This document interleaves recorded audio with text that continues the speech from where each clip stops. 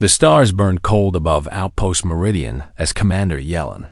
Vasquez stood at the observation window and watched the alien cruiser descend through the atmosphere. Like a knife cutting through silk, she had been stationed at this remote outpost for 3 long years, and in that time she had learned many things about the galaxy beyond Earth. She had learned that humanity was small and young and considered primitive.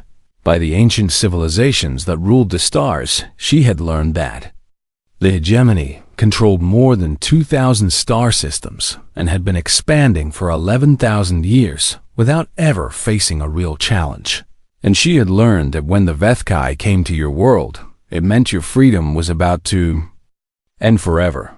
The cruiser landed half a kilometer from the outpost walls, and Vasquez felt the ground tremble beneath her boots. She turned away from the window and walked through the corridors of the base where her people were already gathering and whispering and wondering what this visit would bring. There were 42 souls under her command at Outpost. Meridian soldiers and scientists and engineers who had volunteered for frontier duty because they believed in something bigger than themselves. They believed that humanity deserved a place among the stars, even if that place had to be earned through sweat and sacrifice. Vasquez reached the main gate just as the alien delegation approached. The Vethkai were terrifying creatures to behold, and she had seen images of them before, but nothing had prepared her for the reality. They stood 8 feet tall with bodies covered in black chitin, armor that gleamed like polished obsidian. Their heads were insectoid with massive compound eyes that reflected the morning light in 1,000 fractured images. 4 arms emerged from their torsos, and each arm ended in a claw, capable of crushing steel. At the front of the delegation walked a Vethkai larger than the others, and he wore golden bands around his upper arms that marked him as a high arbiter. This was Kethril, and Vasquez had read his file many times in the intelligence reports that came from Earth Command. He had personally overseen the subjugation of 17 species, and not once had any of them managed to resist for more than a single day. Behind him marched 20 warriors in perfect formation, and each one carried a plasma lance that could burn through the outpost walls like paper. Vasquez stepped forward to meet them, and she kept her expression calm, even though her heart was pounding against her ribs.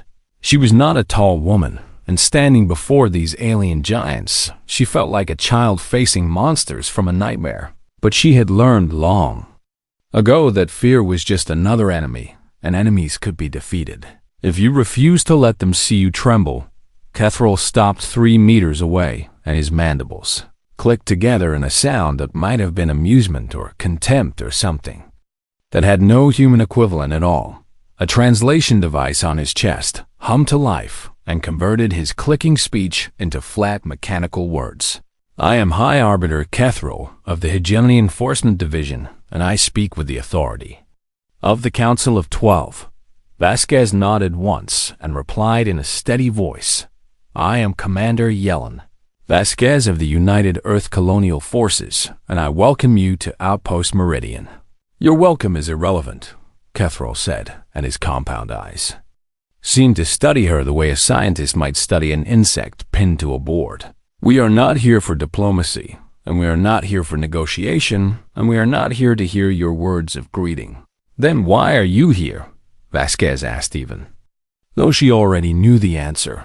Kethril raised one of his claws and gestured at the outpost behind her, and at the small human figures watching from the walls.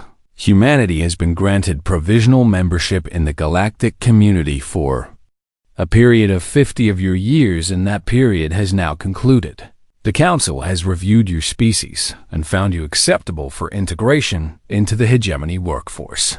You have 1 solar rotation to surrender your weapons and submit to processing, and your people will be assigned labor designations based on their physical and mental capabilities.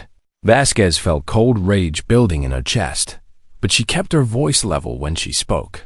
And if we choose not to surrender, Kethril made a sound that the translator rendered as laughter, though it sounded more like stones grinding together.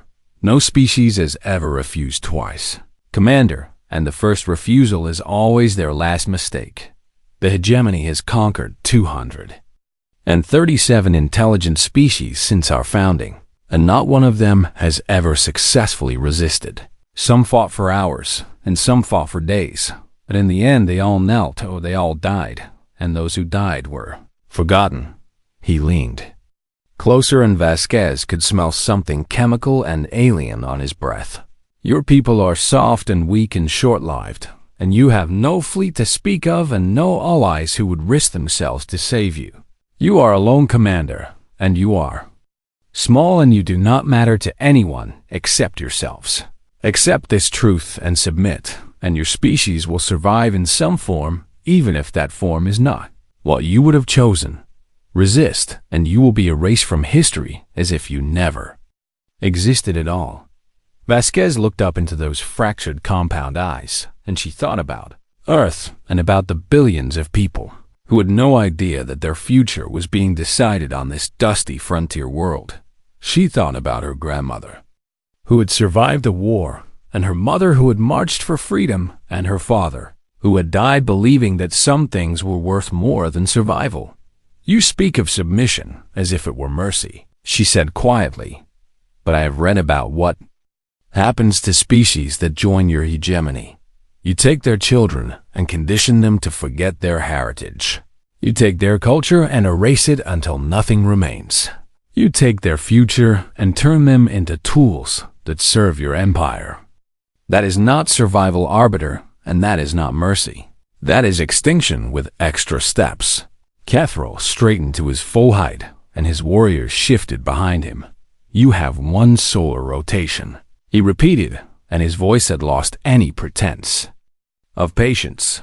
Use that time wisely, Commander, because when I return, you will give me your answer, and if that answer is not complete and total surrender, then I will show you what the hegemony does to species that forget their place.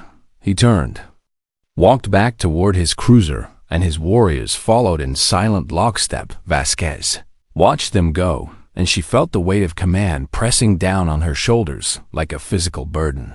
One day to decide the fate of her people, one day to choose between slavery and death. She turned and walked back through the gate where her soldiers were waiting with fear in their eyes and questions on their lips. Commander, Sergeant Okonkwo said, stepping forward. What did they want? Vasquez looked at the faces of her people, and she knew that what she said next would change everything. They want us to kneel, she said simply, and tomorrow we have to decide whether we will. The mess hall was never meant to hold all 42 members of the garrison at once, but tonight they squeezed together on benches and stood against walls and sat cross-legged on the floor. Commander Vasquez stood at the front of the room and looked at their faces one by one. She saw fear there, which was natural and expected, because only fools felt no fear when death came knocking at their door. But she also saw something else beneath the fear. She saw the same stubborn flame that had burned in human hearts since the first of their ancestors had refused to bow before tyrants.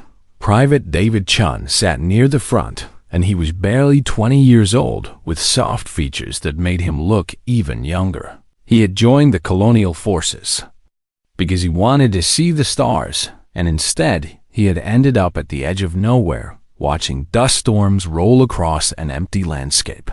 Next to him sat Corporal Maria Santos, who had grown up in the slums of São Paulo and had fought her way out through sheer determination and a refusal to accept the life that poverty had planned for her. Behind them stood Sergeant Adara Okonkwo, who was the oldest member of the garrison at 53, and who had served in the Mars Uprising when she was young and full of fire.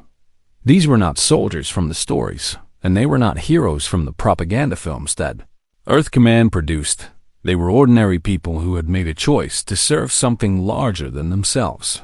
And now they were being asked to make another choice that would define everything they were and everything they believed. You all heard what the Arbiter said, Vasquez began, and her voice was calm but firm. The hegemony wants us to surrender our weapons and submit to what they call processing. I want to be honest with you about what that means. She activated the holoscreen behind her, and images appeared that made several people gasp, and one young soldier turn away to hide his tears. These images were smuggled out by resistance cells within hegemony space. Vasquez continued. They show what happens to species that accept integration. The images showed creatures that might once have been proud and free, but were now hollow-eyed and branded, and working in massive factories under the watchful eyes of Vethkai overseers. The conditioning begins with the adults, but the real work happens with the children. Within one generation, the conquered species forgets its language and its history, and its sense of self. Within 2 generations, they cannot even imagine that they were ever anything other than servants of the hegemony. Within 3 generations, they are biologically modified to be more efficient workers and less capable of independent thought. She turned off the holoscreen and the room was silent, except for the sound of people breathing. I will not lie to you and tell you that we can win this fight, Vasquez said. The Vethkai cruiser in orbit has enough firepower to turn this outpost into glass, and they have 20 elite warriors on the ground who have never lost a battle. We have 42 people and limited ammunition, and no reinforcements coming. Earth Command does not even know what is happening here, and by the time they find out, it will be over one way or another. Private Chun raised his hand, and his voice trembled slightly when he spoke. Commander, what happens if we surrender? What happens to us specifically? Vasquez looked at him, and she wished she could offer him comfort, but she respected him too much to lie. You would be evaluated and assigned a labor designation based on your capabilities.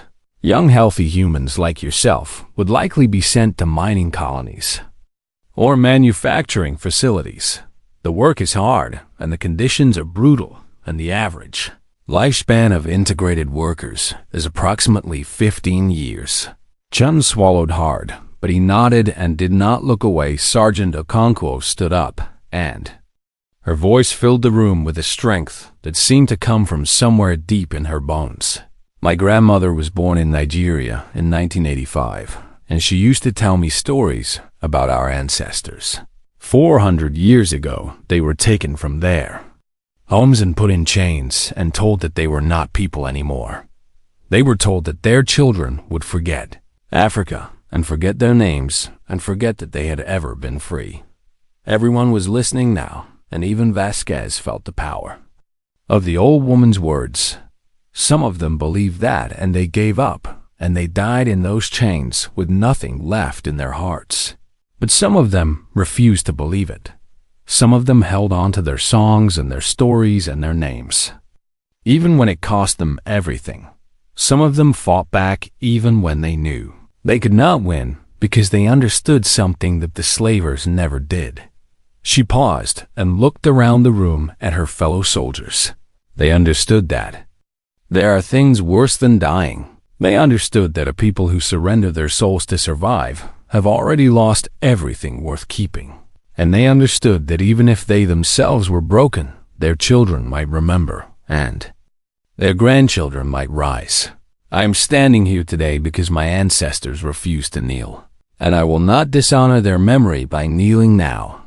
The room erupted in murmurs and nods, and a few people wiped tears from their eyes. Vasquez raised her hand for silence and waited until the room was quiet again. I cannot order you to fight, she said. This is not a battle that Earth Command has authorized, and this is not a war that anyone will remember if we lose. But I can tell you what I believe. I believe that humanity did not crawl out of the caves and cross the oceans and reach for the stars just to kneel before the first empire that demands our submission. I believe that the measure of a people is not what they do when winning is easy, but what they do when winning seems impossible. I believe that somewhere out there our children and grandchildren are watching to see what we will do. And I believe that they deserve ancestors who stood up even when standing. Up meant falling down. She looked at each face in the room, and she saw the fear still there. But she saw something else too. She saw the fire catching and spreading from heart to heart. like a flame passing from candle to candle in the darkness. "Go back to your quarters and think about what I have said," Vasquez told them. "Sleep if you can, though I doubt any of us will find much rest tonight. At dawn, I will ask for your answer, and whatever you decide, I will respect your choice. But know this, if you choose to fight, then you choose to stand with every human who ever refused to bow before tyranny. And if we die, then we die as free people with our heads held high and our souls intact. No one can take that from us. Not the Gemini and not the Vethkai, and not even death itself." The soldiers filed out of the mess hall in silence, and each one carried the weight of the decision ahead. Vasquez stayed behind, and she stood alone in the empty room and looked at the stars through the window.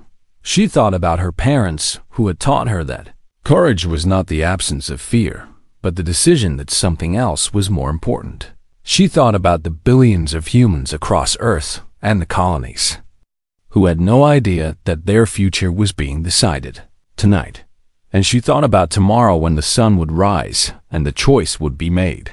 Whatever happened next, she knew one thing for certain: she would not kneel. The sun rose over Outpost Meridian and painted the sky in shades of red and gold and purple that would have been beautiful under any other circumstances. Commander Vasquez stood in the courtyard and watched the light spread across the dusty ground. And she felt strangely calm despite everything that was about to happen. Behind her, the garrison had assembled on the walls, and every single one of them was armed. Not one person had chosen to surrender, and not one person had asked to be left out of what was coming.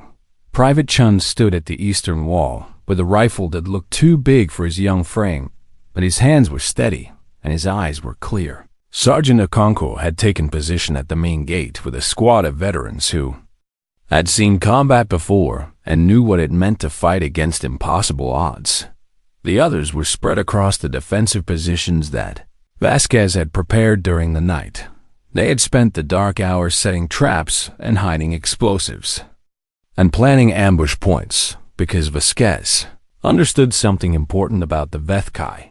She understood that they had never fought humans before. They had conquered 237 species, and every single one of those species had followed the same pattern. First, there was posturing and displays of dominance and ritual threats, designed to establish the hierarchy. Then there was a formal declaration of intent and a period of escalation during which both sides demonstrated their power. Only after all these ceremonies were complete did the actual fighting begin. The Vethkai believed that war was a kind of dance with strict rules and predictable steps. They believed that the side with more power always won because power was supposed to be visible and measurable and obvious. Humans did not believe any of those things. Humans had spent their entire history fighting each other, and in all that bloody struggle, they had learned lessons that no other species in the galaxy had ever needed to learn. They had learned that the one who looked weak might be strong, and the one who looked strong might be weak. They had learned that rules only mattered if both sides agreed to follow them, and they had learned something that Vasquez was about to demonstrate to High Arbiter Kethrol in the most direct way possible. Humans had invented the quick draw. The Vethkai delegation appeared at the edge of the outpost territory, exactly at sunrise, just as Kethrol had promised. He marched at the front with his golden armbands gleaming and his compound eyes fixed on the human commander who stood alone in the courtyard. Behind him came his 20 warriors, and behind them came a hover platform carrying what looked like ceremonial equipment for the surrender ritual. Kethrol stopped at the edge of the courtyard, and his mandibles clicked with what might have been satisfaction. "You have made your decision," he said, and it was not a question. "I see your soldiers on the walls with their primitive weapons, and I understand what this means. You have chosen defiance, and you have chosen death. This is unfortunate but not unexpected. Your species is young and proud, and has not yet learned the wisdom of submission." Vasquez stood perfectly still with her hands at her sides and her right hand hanging just a few inches from the pistol holstered at her hip. "Before you give your order, she said, and her voice carried clearly across the morning air.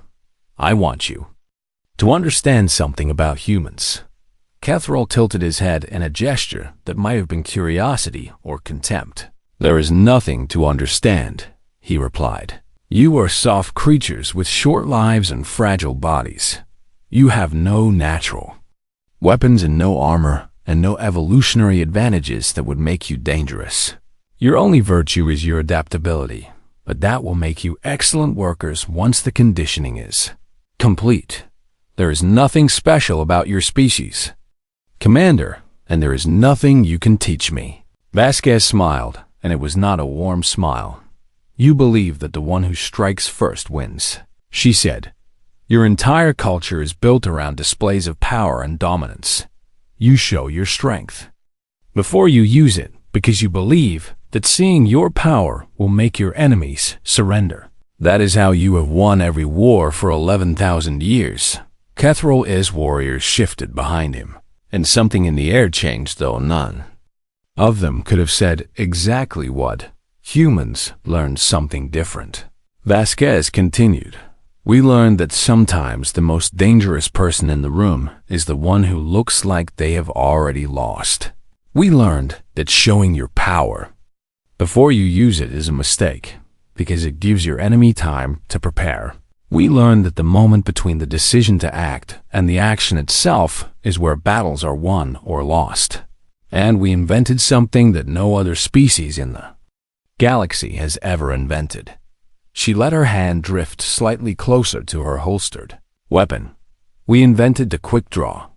Catherall's compound eyes flickered, and for the first time since he had arrived, there was something other than confidence in his posture. Explain, he demanded. It means that we do not wait for permission to defend ourselves, Vasquez said. It means that we do not follow the rituals of escalation and dominance display. It means that while you are still announcing your intention to attack, we have already decided how we will respond. Go ahead, Arbiter. Give your order. See what happens. The moment stretched like a rubber band pulled to its breaking point. Catherall understood that something was wrong, but his entire civilization had trained him to believe the power came from display and that the strong always announced themselves before they acted. He had never faced an enemy who did not follow those rules. He had never imagined that such an enemy could exist. His claw began to rise, and his mandibles began to form the words that would signal the attack. Kill the H. Vasquez moved. Her hand was a blur of motion that no Vethkai eye could track, and the pistol cleared the holster and leveled, and fired in a single continuous movement that took less than half a second. The shot struck Catherall in the central nerve cluster at the base of his skull, and the High Arbiter was dead before his brain could process what had happened. His body stood frozen for one heartbeat, and then collapsed like a puppet with its strings cut. The warriors behind him stared in shock, because nothing like this had ever happened in the entire history of their species. A leader was supposed to be untouchable. During the declaration phase, a leader was supposed to be protected by the rituals of war. A leader was supposed to die only after the battle was decided. But this human had not waited for the battle to begin. She had ended it before it started. And then the walls erupted with gunfire, and the real fight began. The Vethkai warriors were elite soldiers with centuries of combined experience, but they had never faced an enemy like this. They had never fought opponents who did not care about honor or ritual or the proper forms of combat. They had never encountered a species that would rather die on their feet than live on their knees. They had never met humans. The Battle of Outpost Meridian had begun, and the galaxy would never be the same. The first 5 minutes of the battle were pure chaos, and the Vethkai warriors learned more about humans in those 5 minutes than they had learned in 50 years of observing the species from afar. They learned that humans did not fight fair. They learned that humans used the terrain and the shadows and the structures of the outpost like weapons. They learned that humans would rather blow themselves up than surrender a position. And they learned that humans kept fighting even when they were wounded and bleeding. and should have been dead.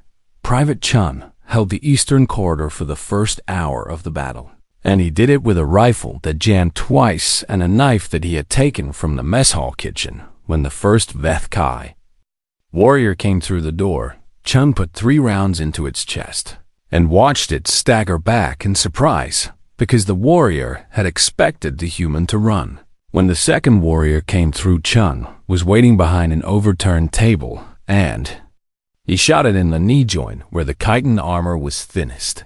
When his rifle jammed for the second time and a third warrior charged at him, Chun grabbed a fire axe from the emergency station on the wall and met the charge head on. He was 20 years old, and he had never killed anything larger than a spider before this morning. By noon, he had killed 4 HFY warriors, and he was still standing. Sergeant Okonkwo led the defense of the main gate, and she fought with a cold fury that came from somewhere deep in her ancestry. Her great-great-grandmother had been a warrior queen in Nigeria before the colonizers came, and that blood remembered what it meant to fight against invaders who thought they were superior. She organized her squad into rotating fire teams that never gave the HFY a stable target. When the warriors tried to charge, they were cut down by crossfire from multiple angles. When they tried to take cover, they found that the positions had already been mined.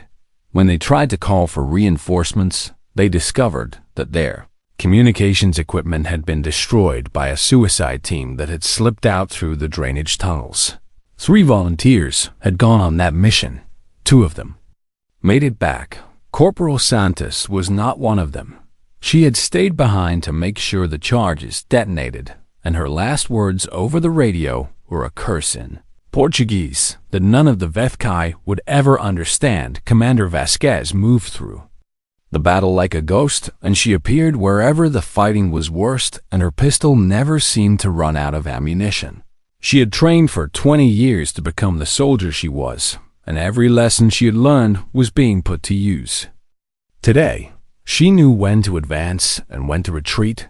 She knew when to conserve ammunition and when to empty the magazine. She knew when to give orders and when to lead from the front, and she knew that they were winning. The HFY had come to outpost Meridian expecting a quick and easy subjugation, and instead they had walked into a meat grinder. Their ceremonial formation had been shattered in the first seconds of the battle. Their leader had been killed before he could finish giving his order. Their communications were down, and their warriors were being picked off one by enemies who refused to stand still and fight properly. By mid-afternoon, only 6 of the 20 warriors remained, and they had retreated to a defensive position. Near their landing shuttle, Vasquez gathered her surviving soldiers and assessed the damage. 12 humans had died in the fighting, and another 8 were wounded badly enough that they could not continue. That left 22 people still able to fight, and they were low on ammunition and exhausted from hours of constant combat. But the HFY were trapped. Their shuttle could not take off without being shot down by the outpost's remaining defense turrets. Their cruiser in orbit could not provide support without risking damage to the shuttle. And their remaining warriors were demoralized and confused, and waiting for orders that would never come because their commander was dead in the courtyard with a hole in his skull. A white flag appeared above the HFY position, and Vasquez felt something she had not expected to feel. She felt hope. The surviving HFY officer was young by their standards, and her name was Zelfi, and she walked toward the human position with her claws raised in a gesture of non-aggression. Vasquez met her in the open ground between the 2 forces, and they stood facing each other as the sun began to set over the battlefield. "You have won this engagement," Zelfi said in her translator. Rendered her voice as flat and mechanical, but there was something beneath it. That might have been respect or fear or both. "The High Arbiter is dead, and our warriors are broken, and we cannot continue the assault. We request permission to retrieve our dead and return to our ship." Vasquez studied the alien for a long moment, and she thought about all the things she could say. She could demand unconditional surrender. She could execute the survivors as war criminals. She could make them pay.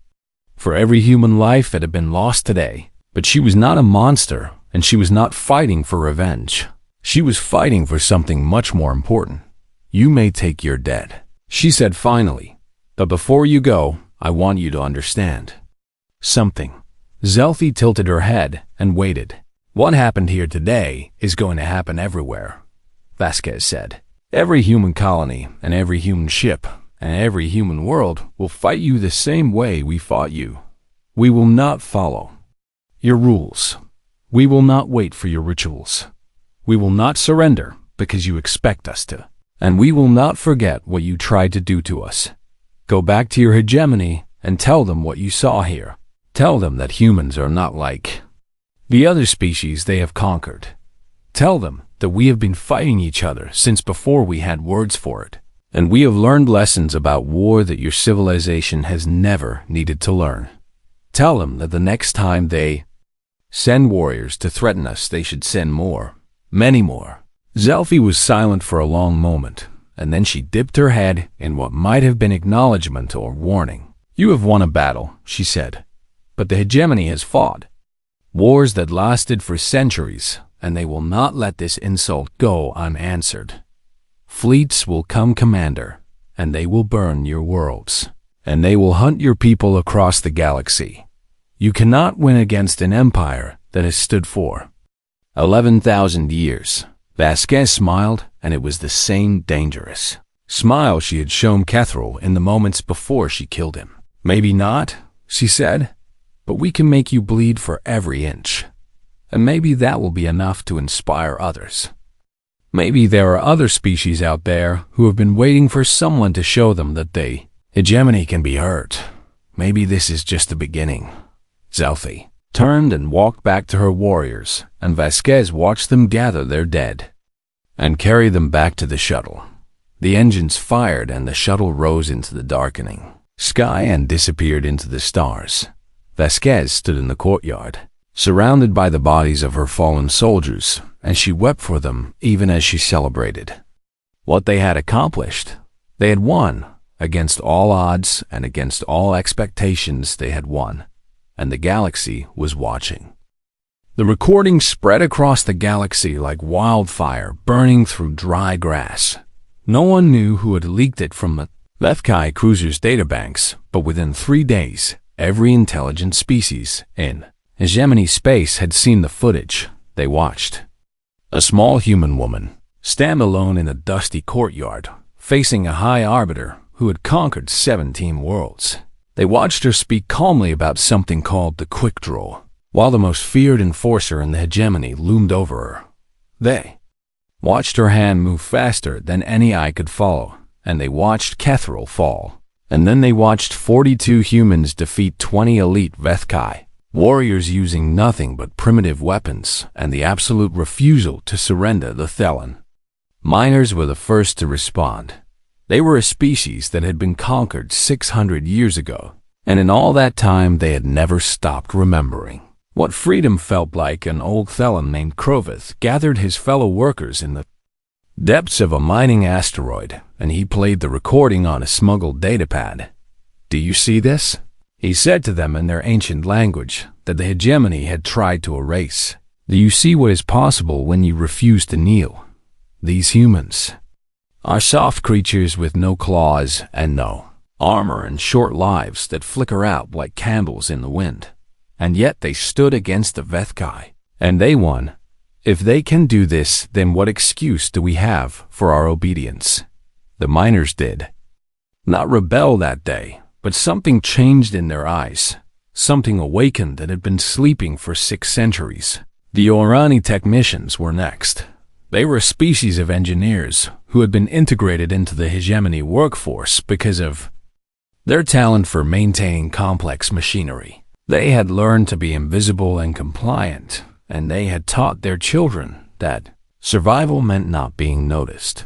But now they gathered in maintenance quarters and whispered about the human commander who had drawn first. A young Orani named Thesa downloaded the recording onto every maintenance terminal in her sector. And she added a simple message in the old Orani script that the hegemony thought was extinct. They bleed was all. Instead, they believed just like us. The Kelveth had been conquered 3 centuries ago, and their rebellion had been crushed so thoroughly that the hegemony considered them a model of successful integration.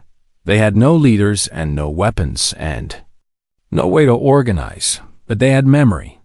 They had preserved their history in songs that sounded like work chants and in dances that looked like exercise routines and in stories that pretended to be entertainment, and now they added a new verse to their oldest song. It was about a human woman who refused to wait. It was about the moment when the order was given and the shot was fired.